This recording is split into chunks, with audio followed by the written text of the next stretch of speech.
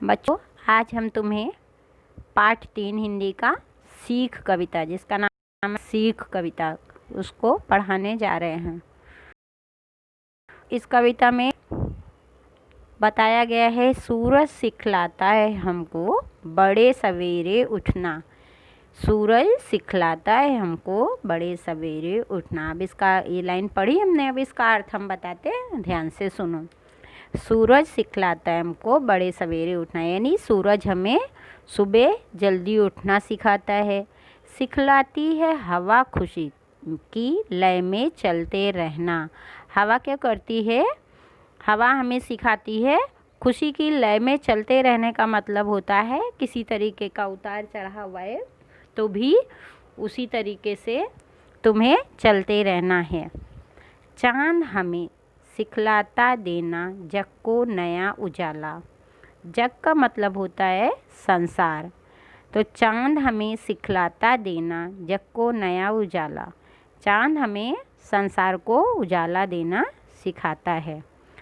तारे कहते गीत सुनाओ झिलमिल मस्ती वाला। तारे क्या कहते हैं कि गीत सुनाओ झिलमिल मस्ती वाला। जब तारे टिमटिमाते हैं तो ऐसा लगता है जैसे झिलमिला रहे हैं, तो उसमें इसके लिए कहा गया है, तारे कहते गीत सुनाओ झिलमिल मस्ती वाला। पेड़ हमें सिखलाता सारे दिन मेहनत में तपना। कोई चोट अगर दे तो भी फल से झोली भरना। पेड़ हमें सिखलाता सारे दिन मेहनत में तपना, यानी कि पेड़ धूप हो छाँव हो तो भी पूरे दिन ऐसे ही खड़ा रहता है, ठीक है। कोई अगर उसे चोट भी दे तो भी वो कुछ नहीं बोलता है, और जब भी उसके फल होते तो अपने फलों से झोली भर देता है। नीचे देखो, नदी बताती कल कल सुर में बहना मेरे भाई। झरना बोला पल पल झरते सबकी करो भलाई। और नदी क्या करती है? नदी हमेशा बहती रहती है। नदी क्या करती है? हमेशा बहती रहती है, एक ही तरीके से वो हमेशा बहती रहती है। झरना बोला पल पल झरते सबकी करो भलाई। और झरना हमेशा बहते हुए सबकी भलाई करता है, यानी इसका मतलब है कि वो सबको पानी देता है। कविता पूरी हुई। अब हम तुमको उसका शब्दार्थ बताएंगे।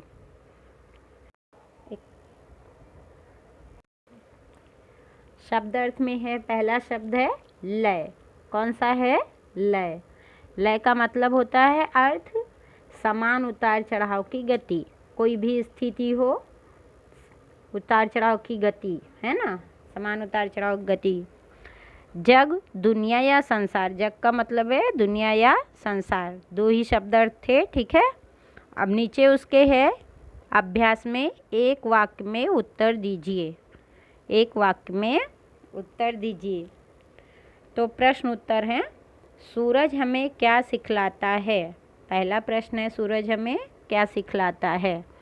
उसका उत्तर है, सूरज हमें बड़े सवेरे उठना सिखलाता है। क्या करना सिखलाता है? उठना सिखलाता है। प्रश्न 2 है, हवा हमें क्या सिखलाती है? हवा हमें खुशी की लय में चलते रहना सिखाती है। उत्तर 2 है, हवा में क्या सिखाती है? हवा हमें खुशी की लय में चलते रहना सिखाती है। प्रश्न नंबर 3 है, जग को नया उजाला कौन देना सिखाता है? तो उसका उत्तर है, जग को नया उजाला चांद देता है। कौन देता है? चांद देता है। प्रश्न नंबर 4 है, नदी हमें क्या बताती है? उसका उत्तर क्या आएगा? नदी हमें कल कल स्वर में बहना बताती है। क्या बताती है? कल कल स्वर में बहना बताती है।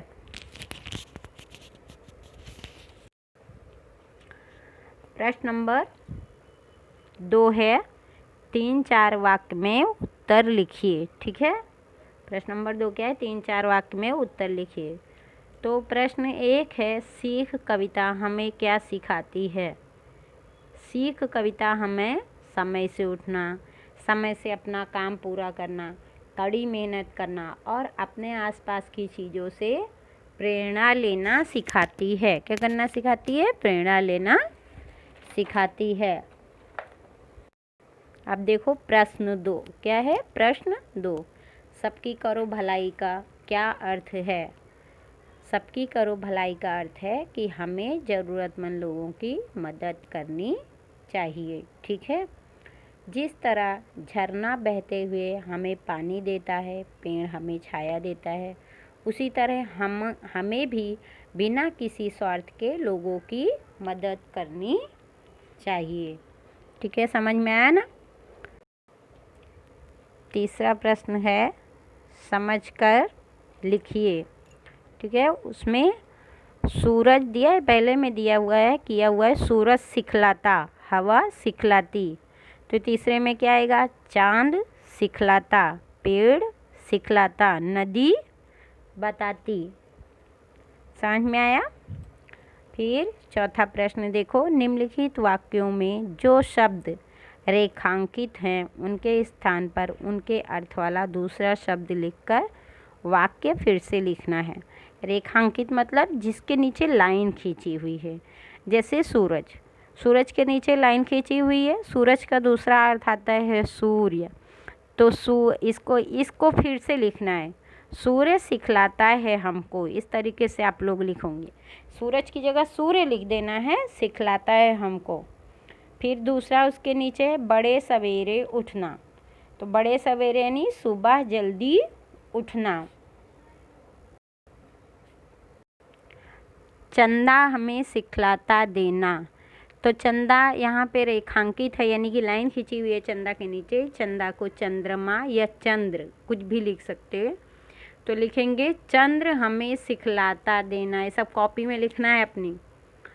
जग को नया उजाला, जग यानी संसार, संसार को नया उजाला।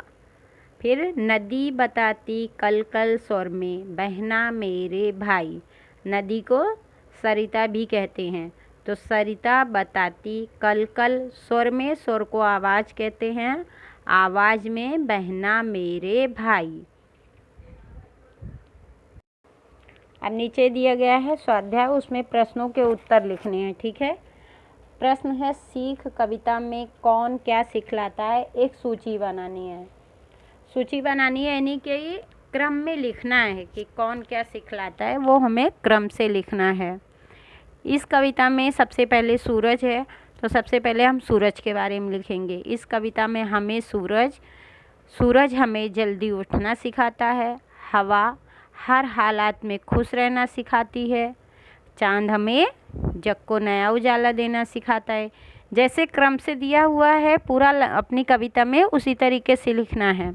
उसके बाद तारे हमें मुस्कुराना सिखाते हैं, झिलमिलाना सिखाते हैं, पेड़ हमें कड़ी मेहनत करना सिखाते हैं, नदी हमें हमेशा आगे बढ़ना सिखाती है, झरना हमें स्वार्थ के बिना लोगों की यानी दूसरों की भलाई करना सिखाता है। इस तरह से इसका उत्तर पूरा हो गया है।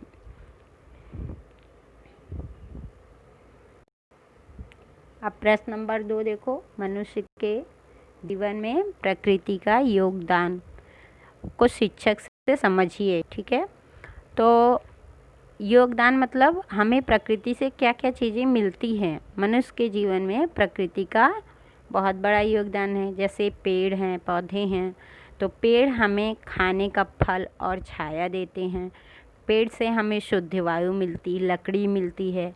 झरना और नदी हमें पीने का पानी देते हैं।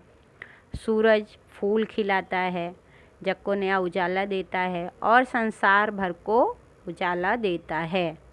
इसका उत्तर इतना ही है। प्रश्न नंबर 3 देखो, सूरज, चांद, हवा, तारे, पेड़, नदी, झरना आदि के जो प्राकृतिक गुण हैं उन्हें क्रम में लिखिए। जो प्राकृतिक गुण है उन्हें लिखना है। तो सूरज क्या करता है? फूल खिलाता है। ठीक है।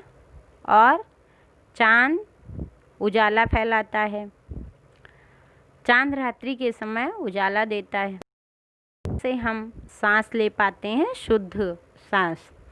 तारे जब भी टिमटिमाते हैं सुंदर दियों की भांति लगते हैं।